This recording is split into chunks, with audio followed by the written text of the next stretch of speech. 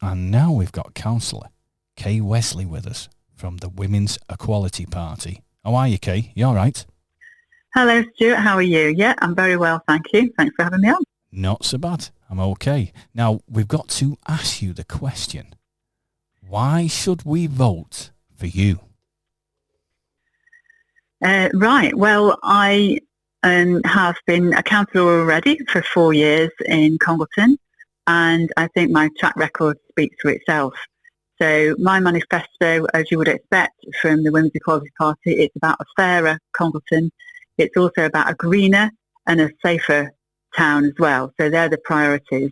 And I've done a lot of work in these areas in the last 4 years, and there's still more work to be done. So, for example, if we're looking at a safer town, we've tackled domestic and sexual violence. We've set up a domestic abuse clinic and peer support group. We've got arrest rates doubling for these crimes and some really positive outcomes. And we've brought those crimes from behind closed doors, so now that people can feel safer on the streets and in their homes.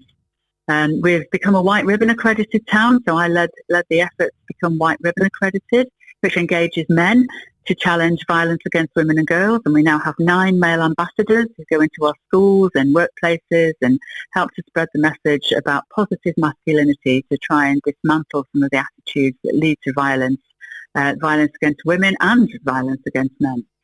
And we've also signed up to the Community Safety Charter, which engages the community around trying to stamp out poor behaviours that lead to crime and especially hate crime.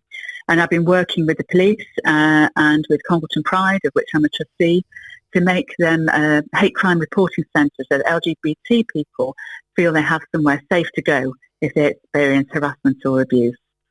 I've also done quite a lot of work on sustainable development and a greener Congleton. It was me that brought the proposal to Congleton Town Council that it should declare a climate emergency, which it did.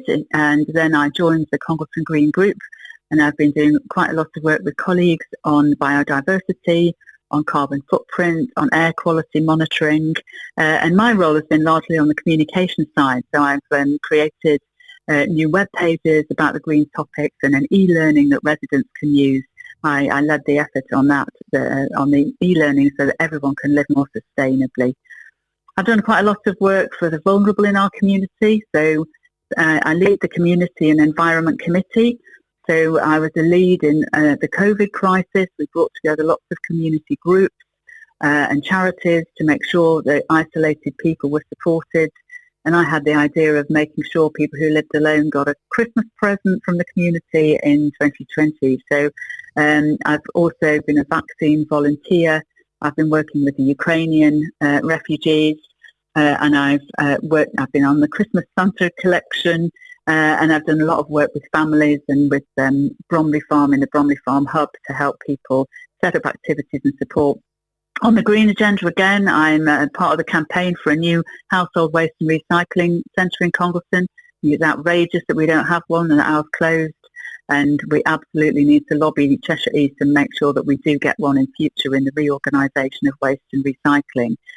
So if I get onto Cheshire East Council, some of these things I hope will get moved forward, in addition to the prioritising support for families, better support so that we can get people back into work, particularly single parents, so that they can support their families and lift them out of poverty.